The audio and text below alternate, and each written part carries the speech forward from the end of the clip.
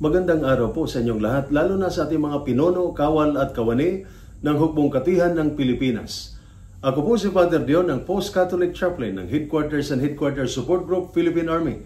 At ito po ang Salita ng Diyos, ang ating gabay. Ngayon po ay Saturday, May 31, 2025 at ginugunita po natin ang kapistahan ng pagdalaw ng Mahal na Birheng Maria sa kanyang pinsan na si Elizabeth o the Visitation of the Blessed Virgin Mary. Ang kapistahan ng pagdalaw ng Mahal na Birheng Maria kay Elizabeth ay isa sa mga pinakamagandang pagnilayan lalo na sa panahon ng ating sariling pakikibaka sa buhay. Hindi madali ang sitwasyon ni Maria noong panahong iyon. Bata, buntis, at humaharap sa isang responsibilidad na lampas sa kanyang pangunawa. Ngunit sa halip na pagtuunan ang sarili niyang kalagayan, siya ay nagmadaling tumungo sa kabundukan upang dalawin ang kanyang pinsang si Elizabeth, na isa ring nasa espesyal na kalagayan dahil sa kanyang pagdadalang tao sa unang pagkakataon sa kanyang katandaan. Ang pagdalaw na ito ay hindi isang ordinaryong pagbisita. Ito ay pagsasalo sa pananampalataya, pagbabahagi ng kagalakan at pagkalinga sa isa't isa. Hindi kailangang lutasin ni Maria ang lahat ng problema ni Elizabeth. Ang kanyang presensya, pakikinig at pakikiisa ay sapat na.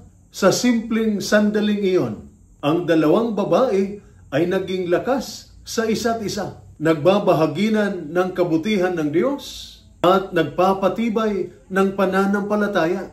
Ito ang tunay na diwa ng may kasama ka sa laban. Hindi lahat ng laban ay dapat pagdaanan ng mag-isa. Ang Diyos mismo ang nagpapadala ng mga taong magpapagaan sa ating dinadala. Minsan, sapat na ang may kausap at may nagdarasal para sa atin. Minsan, sapat na ang may Maria sa ating buhay. At gaya ni Maria, tinatawag din tayo ng Diyos na maging presensya ng lakas sa iba. Maaring simpleng mensahe lang, simpleng dalaw, o panalangin para sa kapwa. Ngunit sa mata ng Diyos, iyon ay misyon.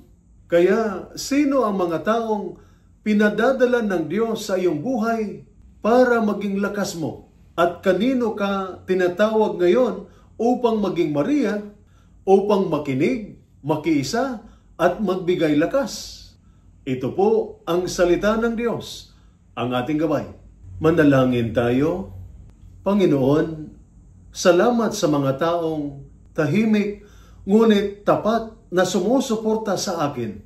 Turuan mo rin akong maging Maria para sa iba. Maaaring hindi ko malutas ang lahat, ngunit kaya kong makiisa, makinig, at manalangin.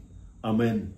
At sumainyo at sa inyong pamilya ang pagpapala ng makapangyarihang Diyos, Ama, Anak, at Espiritu Santo. Amen.